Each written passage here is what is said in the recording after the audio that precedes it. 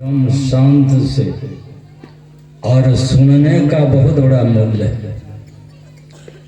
जब तक नहीं सुनेंगे तब तक यह मानव का तो शरीर मिला है, फिर जो मानव का ज्ञान होना चाहिए वह ज्ञान से हम लोग हीन हैं। दिशा बदल गया है, बदला हुआ है। दिशा कैसे खुलेगा? इसी सत्संग में। इसलिए कहा संत मता बिनु गति नहीं, सुनो सकल दे काम, जो चाहो उद्धार को तो बनो संसंता। जब तक संतों की संगम में हम लोग नहीं आएंगे तब तक हम लोग का सुख शांति नहीं मिलेगा। यहाँ भी अशांत और शरीर छूटने के बाद भी परेशान, और कौन जोनी में कौन शरीर में यह शरीर चला जाएगा थी जीवात्मा, कहना मुश्किल है। बड़े भाग से मानव का शरीर मिला है, साधारण नहीं है। मानव का शरीर तो मिला है मनुष्य का, लेकिन कहते सब मम प्रिय सब मम वाज, सबसे मनुष्य में है, सबसे अधिक मनुष्य में। और मनुष्य में क्या, मनुष्य शरीर तो प्राप्त हुआ है, लेकिन ज्ञान का हम लोग अज्ञान में पड़े हुए हैं। जो ज्ञान होना चाहिए अभी सुने न पाठ में, ज्ञान और योग का पाठ सुने हम लोग। ज्ञान, जब तक ज्ञान नहीं होगा तो योग के बारे में क्या, कोई ज्ञान नहीं। और जब तक योग नहीं करेंगे फिर भी ज्ञान नहीं होगा। तो योग और ज्ञान दोनों चाहिए, योग और ज्ञान दोनों चाहिए। तो कहाँ मिलेगा? कहीं हाट बाजार में नहीं, संतों की संग, जहाँ संत महात्मा का आगमन होता है वहाँ हम लोग को संभल करके आना है।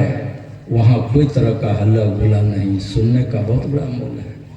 अगर शरीर में कोई तरह का कष्ट हुआ, भयंकर कष्ट है, तो संसार फिक्का हो जाता है। अपना ही परिवार, बेटा बेटी, धन दौलत, माल खजाना कुछ नहीं सुहाता है, कुछ नहीं सुहाता है। ऐसे दुख के निवारण के लिए सबको अधिकार दिया गया है। प्रभु भक्ति कर सकते सभी, सबको अधिकार है परमात्मा प्रभु का भक्ति करने के लिए। जब तक परमात्मा प्रभु का भक्ति नहीं हम लोग करेंगे तब तक जो सुख चाहिए, शांति चाहिए, वो नहीं मिल रहा है। दिन रात क्या सब क्या सोचते रहते हैं जो हम लोग सुख शांति से रहें, लेकिन यहाँ सुख शांति नहीं है।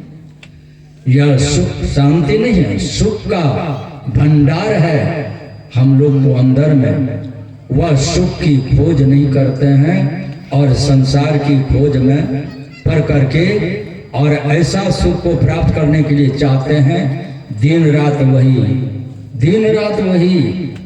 गुरु महाराज लिखा है पदावली में, छन छन पल पल समय ये सिरावे, नर तन दुर्लभ फिर न पावे। यह शरीर फिर मिलने वाला नहीं है। अही समय में अही मानुष दे समैया में, करूं परमेश्वर में प्यार।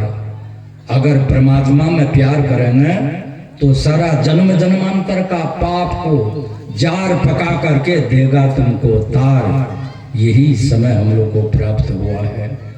तो कितना ज्ञानी थे, और पांचों पांडव, और वह 5 भाई था, उनका चचेरा भाई 100 भाई था। लेकिन ज्ञान के कारण योग के हिंद वह अत्याचार का बात करते ही रह गए। लेकिन दुर्दशा क्या भोगना पड़ा।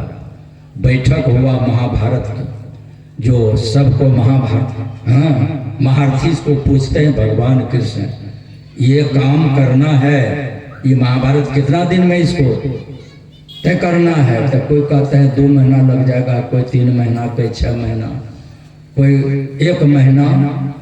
और होते होते सबको पूछते हैं। लेकिन उसी सभा में बरबरी बैठा हुआ था, वो तो चटपट कर रहा था, जो हमको कैसे, मैंने हमको कब पूछ दे। हाँ बात सही थी। और उनको पूछा गया बरबरी को, कितना दिन में ही समाप्त करोगे?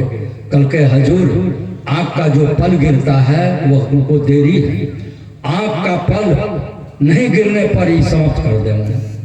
और भगवान कृष्ण क्या किए उनको, वो झूठ नहीं बोला, सत्य बोला था।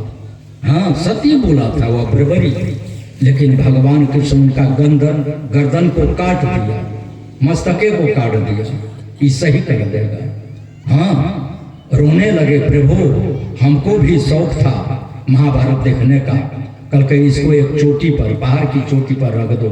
उनको पास में जो दुख पीड़ा था सबको हरण कर दिए, वह चोटी पर बैठा दिया बर्बरी को।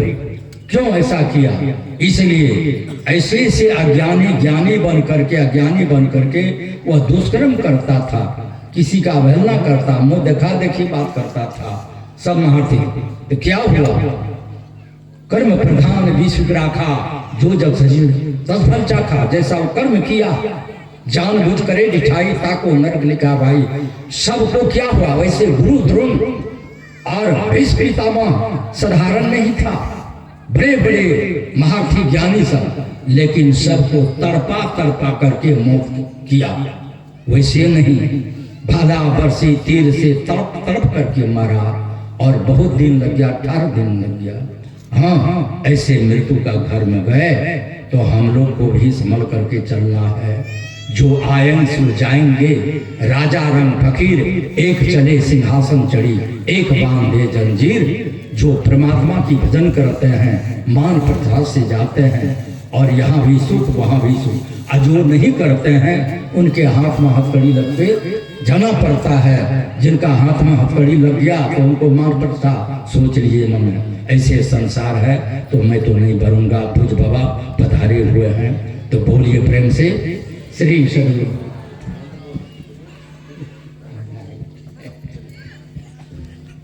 बोलिए प्रेम से श्री सदगुरु महाराज की जय। श्री सदगुरु महाराज की जय। अभी हम सभी वयोवृद्ध महात्मा पूज्य शरणागत बाबा के मुखारविंद से अमृतमय वचनों का पान कर रहे थे।